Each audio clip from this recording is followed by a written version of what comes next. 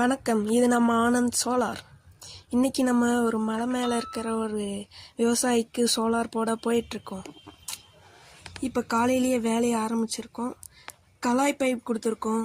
போருக்கு ஆழம் 850 அடி. மோனோ பேனல் 550 வாட்ஸ் போட்டிருக்கோம். ஃபைப்ரேஷன் பேனல் போட்டிருக்கோம். மோட்டார் 10 மணிக்கெல்லாம் நல்ல ஃபுல் ப்ரெஷரில் ஓடிட்டுருக்கு. நீங்கள் 7:30லேருந்தே மோட்ரு ரன் ஆக ஓரளவுக்கு வெயில் இருந்தால் கூட மோட்டார் நல்லா ஓடும். நாங்கள் தமிழ்நாடு ஃபுல்லாக சோலார் செஞ்சிட்ருக்கோம்.